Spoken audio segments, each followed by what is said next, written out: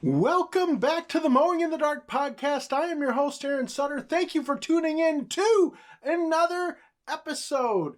Guys, I gotta tell you, I know I always start out with the weather because that's what's on my mind. I'm outside all day. The weather is on my mind, right? It's always on my mind, right? I can't sing, but you get it. So today, I started off the day and I go out to hook up the trailer this morning, and these little white things start falling from the sky. That's right, it snowed today. I was dumbfounded. There wasn't anything in the forecast yesterday for snow or rain, but today it just starts snowing. And so it wasn't bad, it wasn't sticking to the ground or anything, but instead of rain today, we got snow. So I just worked through it. It wasn't bad, but there were snowflakes falling from the sky today, and it was chilly all day. I do not like mowing when it's chilly outside. I just don't. It just feels wrong. But that's what we had today. So with all that, I know you guys probably don't care, but here that's what we deal with, right? It's like it didn't even get up to 40 degrees or 50 degrees today. So it was chilly all day.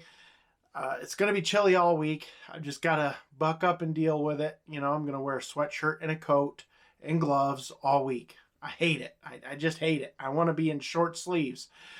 It is what it is, guys. So today, I want to talk to you about a very important topic that you need to know. And that is going to come up right after I play the show sponsor. Guys, it is no season. I didn't say snow season. I said no season.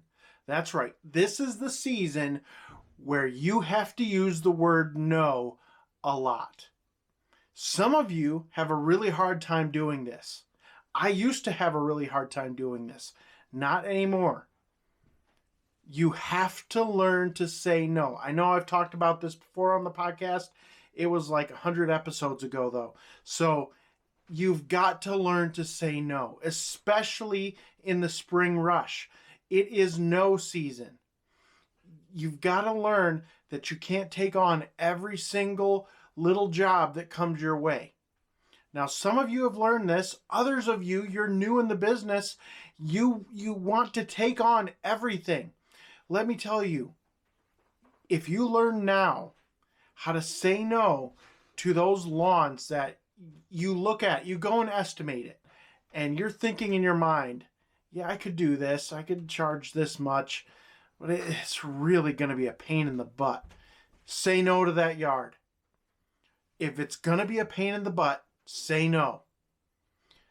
For me specifically in my business, if the lawn is more than a block away from an existing lawn, I say no automatically. Automatically.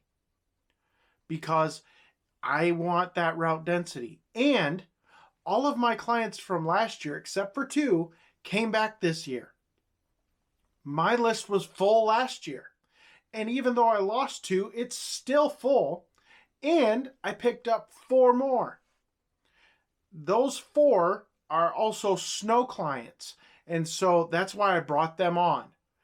I had the room because I lost 2 and they're very close together. These 4 are close together. So I brought them on. Even those, I'm questioning whether I should have brought them on. I probably should have said no. But, a guy in that neighborhood was getting out of the business. He wanted to get rid of the work. So he recommended me to his clients. And so it just is what it is. I was hoping by raising my prices by 20% this year that I would lose a bunch of clients. I didn't. They all came back except for 2. So now I'm kind of in between a rock and a hard place. I have all this work. Yes, I can get it done. It's not that big of a deal. I get it. It works out. Last week I did my full mowing route and it all worked out. It was a long week, but that was basically because it was first cuts. First cuts always take longer. So I should have said no, but I didn't. So now I took those clients on. Now they're mine for the year because I don't really like dropping clients in the middle of the year. Now I will do it if I need to. If I really feel like I can't handle this, I've got to cut back. You know, you guys know that I've talked a lot about the Ventrac that I have, and I'm doing more driveway repair work with gravel driveways and a power rake. And if that keeps growing like it's growing now, I'm going to have to cut out a day of mowing. I'm just going to have to do that. And with that, I've got to bring up more power rake work. And I can see already that there's a bottleneck because I only have Saturday really to do power rake work with the Ventrac. And so if it rains during the week or on the weekend, I'm out that Saturday and I got to make money with the Ventrac. So I'm really looking at cutting out a day of mowing. And what that looks like for me is I have 12-month contract clients. They're on contract for 12 months out of the year. That includes mowing and snow and spring cleanup and fall cleanup, shrub trimming, all of this stuff. So I'm not going to get rid of those. So I have to look at strategically at getting rid of 8 to 10 clients that aren't on a 12-month contract, who I can purge from the list so I can open up a day and still make good revenue. And that's where I'm at right now. I'm shifting back and forth as I always do with these types of decisions because I love all my clients. They're all good people. They all pay on time. They're wonderful people, every single one of them. And I've built it that way. So I hate to get rid of any. I hate to get rid of them because they have helped build my business. And it's just hard. It's a hard choice. But you can't, in business, sometimes it just has to be business. And you have to make those hard decisions. If it comes down to, you need more time for higher dollar work, which Ventrac work is much higher dollar work. I'm between $200 and $300 per hour on the Ventrac, whereas with lawn mowing, I'm at about $60 an hour. And so that you see the difference. You see that, yes, the lawn mowing, the lawn care pays the bills. It's recurring income. I like that. I really do. But I also have a plan to start making recurring income with the Ventrac. Now, it's going to be different. It's not going to be the same. It's not going to be fully every week recurring income. I'm thinking more like 6 months, 3 to 6 months. So if I do a driveway, I want to set up a plan where I can come back in 6 months, freshen up that driveway so we're sure that they don't get any more potholes, they don't get washouts, and smooth that driveway out again. Just make it look nice, keep it nice so that they don't get potholes, and they pay a smaller fee for that than what they did for the original repair. So that's my goal with the Ventrac, is to, as I service more clients, is to offer them a recurring maintenance on their driveway. Because that's what a lot of people are missing with these driveways, these gravel driveways, is that they get it repaired and 10 years down the road, they get it repaired again. It would be much better, much more cost effective if they get it serviced every 6 months or every 3 months so that that driveway stays nice. They keep the gravel on the driveway. It's never going to have a pothole. It's always going to be nice. It's always going to look pristine. They're never going to have a problem with it. That's what I want to offer to these people. So that's where I'm going with the Ventrac work. And that's why I'm thinking I need to purge some people, some clients from the system. I don't know yet. I'm still mulling that over in my mind because, like I said, I love all these people. I am kind of attached to them, and they're kind of attached to me, and it does make for a hard transition. Even raising my prices is hard and stressful because I know, trust, and like these people, and they know, trust, they know, like, and trust me. And so it's hard. It's hard. But we are in the no season. You're going to get a lot of calls for all types of work. You're going to get calls for landscaping, mulch install, lawns, out of shape lawns, like way overgrown lawns, just all types of work. And you're going to have to learn to say no. No is your best friend in the lawn care industry. It really is. I know it seems counterintuitive to turn down work. I get it. But it's not. You have to get the right work. The right work will make you 10 times as much money as the wrong work. So if someone contacts you, they're 20 miles away from every other client that you have, you've got to say no to that. Do not take that on. It is not worth your time to drive 20 miles to go service one lawn in the hopes that you might grow in that area. No, keep your truck in the area you're already in. People are going to see you there. They will learn that, hey, this guy is in my neighborhood. I've seen his truck around. I'm going to give him a call. Or I'm going to walk up to him. Hey, can you do my lawn? You need the route density. Now, that looks different for everybody. Not everybody lives in an area that has communities everywhere, like these housing communities. Like me, I don't live in an area where there's a lot of these housing communities. And where there are these housing communities, there's 3, 4, 5, 6 different companies in there competing for the work. I've got some lawns in those communities, but by and large, I don't even, if they're there, great.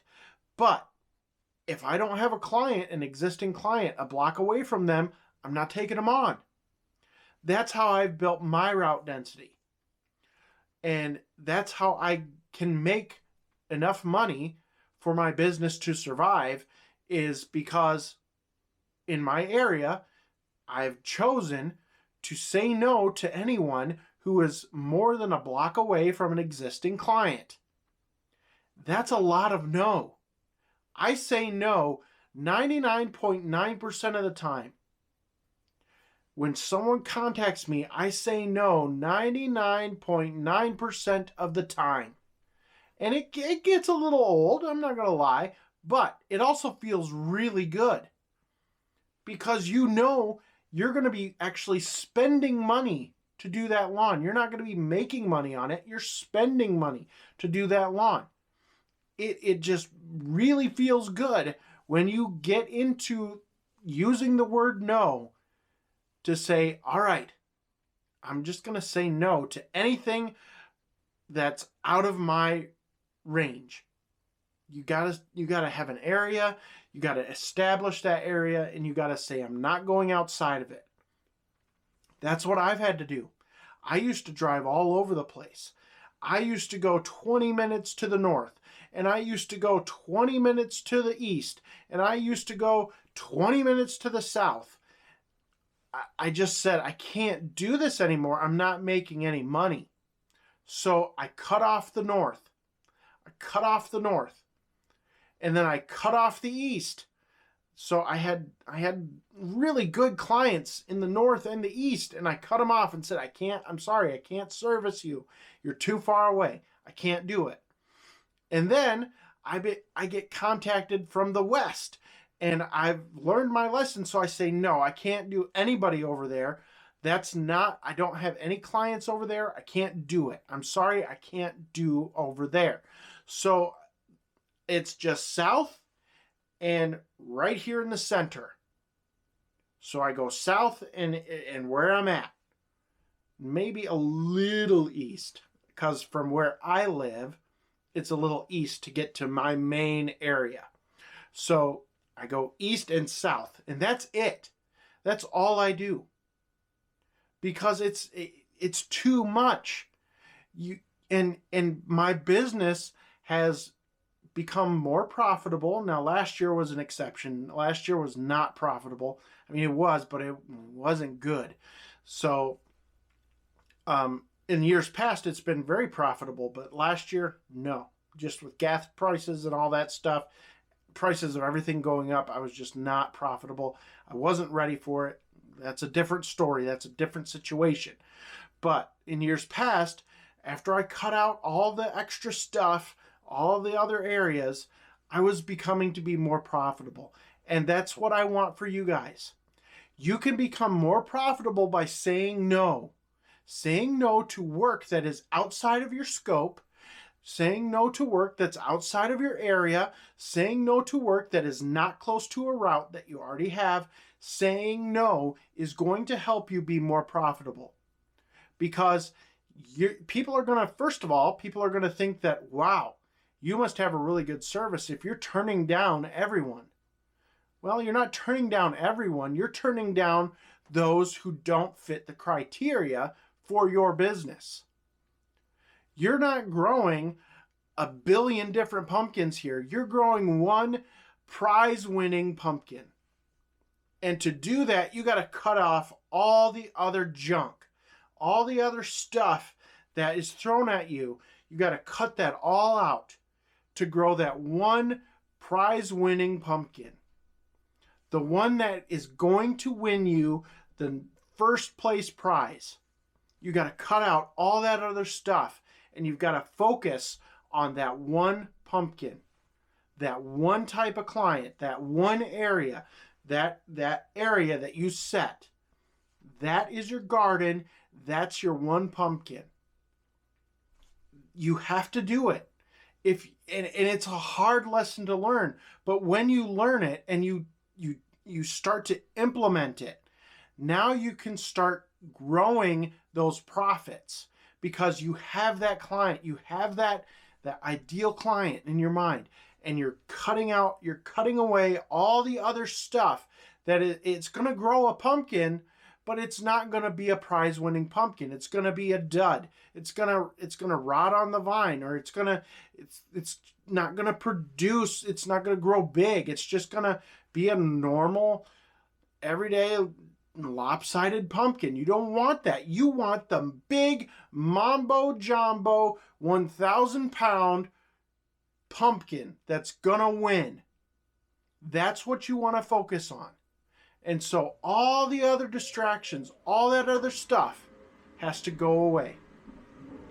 So guys, that's what I wanted to talk about today.